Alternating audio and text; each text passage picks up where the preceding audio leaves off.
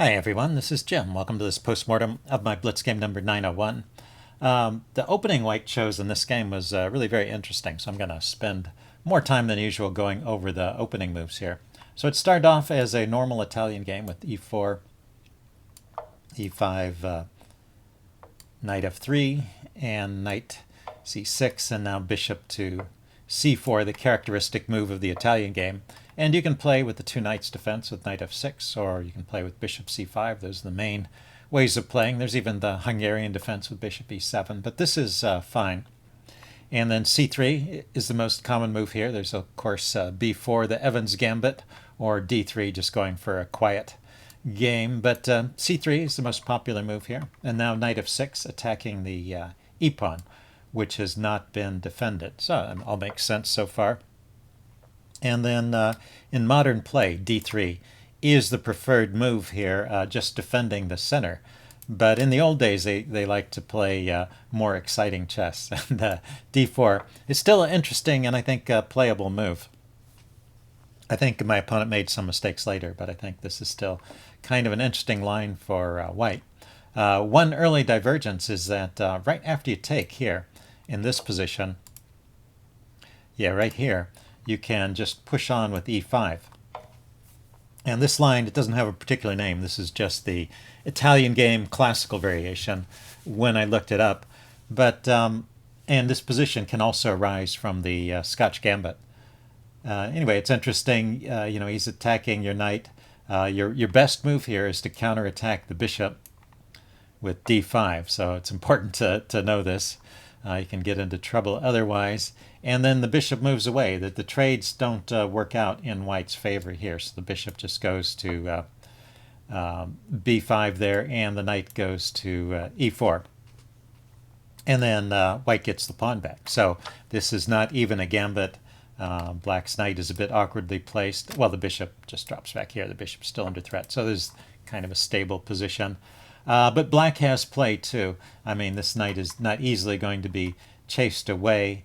Maybe black has a slight lead in development, one extra piece out, and both sides are ready to castle. Anyway, interesting play for both sides in this position. So that's one way to play the classical Italian game. But the most popular move here is to take. Well, you can see actually the e5 move is almost equally popular, but slightly more popular is taking. And then you just move the bishop away with check. And this natural defense, knight c3, this is the Greco gambit. I actually did a video on this in my Chess Basics series a few years ago, and I called it the Mueller attack. But it's not the Mueller attack until later on. It starts out with knight c3, and at that point it's just the Greco gambit. If you don't want to play the Greco gambit, you can play bishop to d2 here. I think I think bishop d2 is actually the best move there from the chess engine's point of view. After the exchange of bishops, the knight comes forward and defends the pawn, so you're not even sacking a pawn, and you have a decent center there, so maybe a slight edge for white. So that's another way to play it. But this Greco gambit, I think, is still playable too, although it starts to get a little dicier. I think in a lot of lines, black can get an advantage here. And the way to try and exploit it is to grab the pawn here. And it looks at first like black is just killing with the attack on the knight, which is pinned.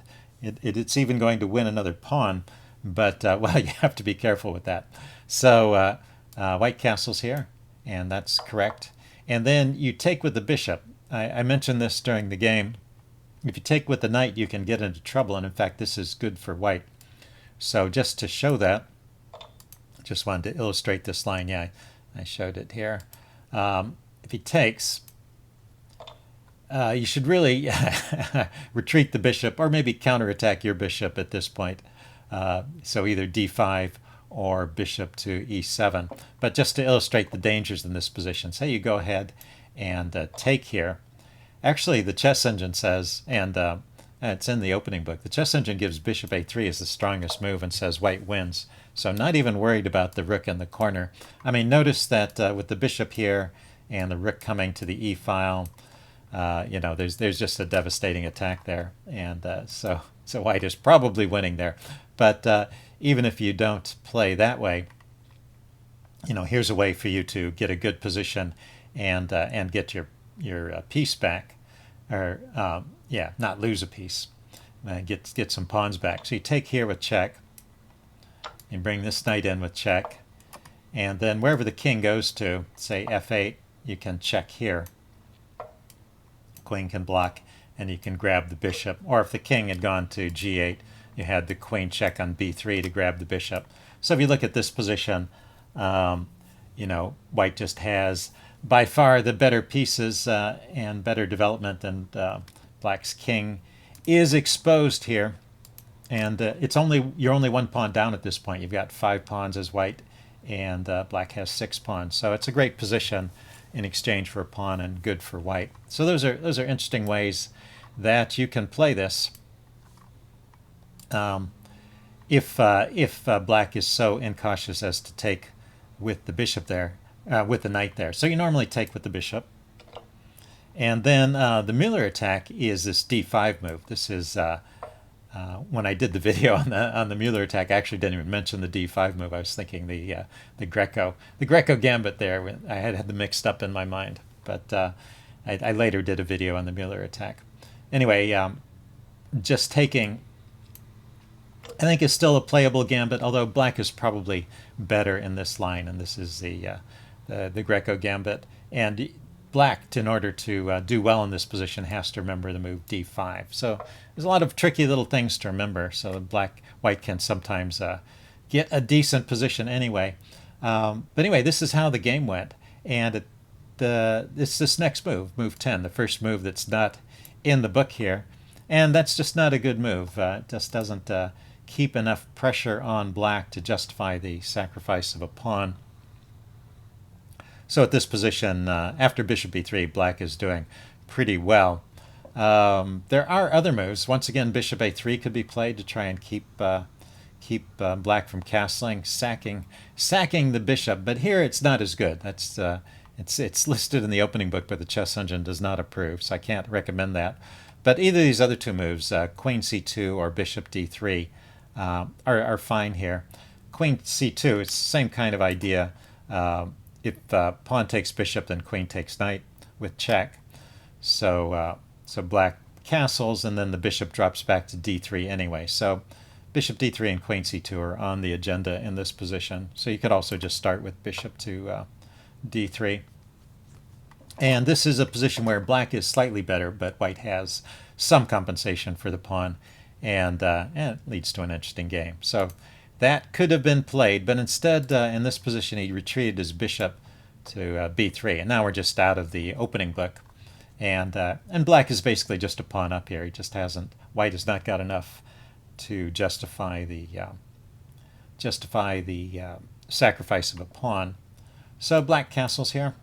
It's important to castle right away before white can play that bishop to a3 move. So that's good. He pushed on a c4, probably not the best here. I defended. That's okay. He went bishop a3 now. That's not really helping his cause. So the combination of bishop b3 and cancel that. Just meant to highlight it. Bishop b3 and bishop to a3. Combination of these two bishop moves have left black with a pretty good position here.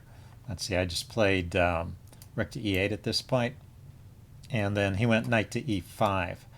So I am actually just winning at this point, although I give the advantage back later. It's kind of a up and down game. But even in the best line, let's see, c takes d5 is what he should play. Bishop takes and rook c1. I'm still just a pawn up, and also he has this weak pawn here that I can go after. So, but at least white is caught up in development, and white does have the bishop pair, but not enough compensation for the pawn. My pieces are pretty well placed. Knight e5. Let's see, the strongest refutation of this is to take the knight. He takes, and then take the pawn, which kicks his bishop back, and also offers a trade of queens. That would lead to a winning endgame. So that's the way I should have played. Bishop d takes c4 immediately is also okay. Leads to a still probably a winning game for black here. Let's see. He took that pawn off, Oh no, he took on c6. That's right. He left me with these funny pawns. Yeah, I was wondering if actually after he played this, if this was any good. But the chess engine still gives a big advantage to white here, or to black. It's my next move that the chess engine questions. Oh no, no, this is still okay. Let's see. Knight to c3. Yeah, just trading off some pieces. This is still good. Queen c2. I take. He takes. It's this move that is not the strongest move. So I should just play bishop to d5, hold on to these pawns. It's also a good square for that bishop, so why not put it there? And then the queen comes out here to start trying to build a kingside attack. That's best play. So grabbing the pawn and just going for and giving up these pawns, it still leads to an advantage for black, but not the strongest move there. Let's see. He went bishop to. Oh yeah. This is why I was attracted to this line. I saw I had this move bishop to d5, and I could get some pressure here. And I still do have a pretty big edge. I have an extra pawn, and I have an attack. So pretty strong advantage to black. Let's see. But I played queen e4 here. White somehow though manages to find a way to hold on to everything. Let's see. Rook a to c8, getting behind the passed pawn there, maybe thinking of pushing it forward. And then he, oh yeah, and I wanted to play c3 there. Then he went bishop to b2. And then I went queen g6 here, worried about this threat on my g7 pawn. But, well, that's not the best move here. So here's your chance to find the best move for black in this position. Okay, pause the video if you want some time to think about it. I'm going to give the answer away now. The best move is c3, the move I wanted to play. And I thought I couldn't take it, but of course I can. So if he takes... I thought I couldn't push that, but I can because I still have this mate threat here. So his queen is tied down over here, defending that pawn. So there's really only one piece attacking that pawn, one piece defending it. And so the bishop would have to move, and so I've just gotten my pawn one step closer to touchdown, and I've also eliminated this threat and kept my queen in an active position. So that leads to a position that's still winning for black. After this, I'm up a pawn, but I have no other advantage, and so really white has good survival, drawing chances at this point. And so just a bad idea here. Let's see. He went bishop c3, blockading my pawn. I went ahead and traded and went for the endgame. Let's see. He goes rook e2. I'm going to move through some of these moves. I go rook e2. I think these are pretty normal moves here. And then c3 is just a silly blunder, and that all my advantage disappears at that point because of course I can't take back. There's a pin on the back rank because of his rook coming down and mating me. So at this point I should have played h5. But anyway, I pushed on with c3. He can just take it, which he realized. And now I play h5, and he just has to save his bishop. So now we're back to even, just completely even from a winning position. And and I get another winning position after a while. I have some slight edge. Okay. At this point, I've been poking and prodding with my pieces for a while. We do have opposite colored bishops, which gives an interesting character to the game. And it doesn't mean it's drawish at this point. What it means is that the side with the attack is doing better. So let's see. I played king f7 here, and he went a5, and that starts to give me an advantage. I pick up a pawn after that. He has a way to equalize. So white is not worse in this position, but it's a little bit tricky to find. The chess engine gives this line: rook b7, pinning my bishop. King comes forward. There's a check. King comes forward again, attacking the bishop. White grabs this pawn. I grab the bishop, and black can check and grab the bishop. I step back, and then grab the pawn. And this is an equal position. 3 pawns against 3 pawns, all on one side of the board. Only one rook each. Pretty simple draw. But It required a bit of calculation to see all of that. So anyway, he just played a5 here, but now I'm a pawn up again, and I am pushing. So we are going to step through the next end moves. I gradually build up my advantage, and it's just a matter of proceeding slowly. It's a classic endgame rule that you have to proceed with caution.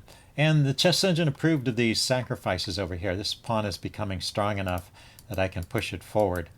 Although it was never really clear if this was a big enough advantage to win. The problem is that it's rook and bishop against rook. And so if all the pawns are gone, that's technically just a draw.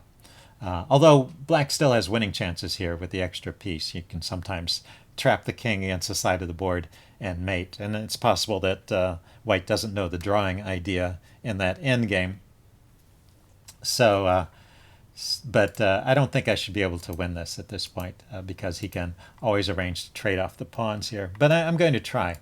And I keep pushing.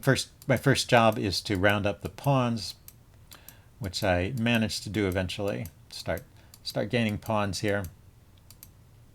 I pushed. And yeah, I'm going to get a pawn here. Let's see. He could play king takes. That's the safest move here. I was going to take here. I mean, you could also have played pawn takes, and then I would still be able to round up these pawns when they get isolated or doubled like that, because then they're not defending each other. So I would be able to round them up one way or another. Let's see, king h3 and rook back to a2, and then I just have to concentrate my forces on this pawn and round that up. And then we'll get into that endgame. But as I said, the endgame of rook and bishop versus rook is technically a draw. So, but taking with the rook was a big mistake because it runs into the pin. And so now it should be an easy win. Except that on the very next move, I make a blunder here. I need to step back this way. I could pretty much go anywhere except here, because here he could have pushed this pawn forward with check, which I realized during the game. But fortunately for me, he didn't realize. But the point is, after the check, I take with the king. It's really the only move, and then he can unpin, and he keeps his rook. So we're back to that rook and bishop versus rook, and he has one pawn. So I will still have to try and win that rook and bishop versus rook endgame. Anyway, he went with g3 here, and so now I pick up the rook, and I managed to play the rest of this reasonably well. So yeah, I don't think there's any way for him to save these pawns. He could have. Oh, he played f5 there. He could have tried king h3, but then my king can just step in here, and I'm rounding up a pawn there. And this pawn is just too far away. So I've managed to get over here with my king and my rook while these are not sufficiently advanced. So should be a win. And so he tried to run for it with the pawn at this point.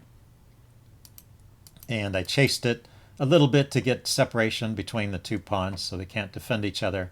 And I attacked it with the rook and rounded it up this way. So that was fine. And then, let's see, that was kind of a needless move. I could have just taken the pawn there. I guess we were low on time towards the end. Anyway, that's how the game ended at this point. He decided to resign. So fun game. Hope you guys enjoyed that little bit about the opening there, and I will see you later. Bye.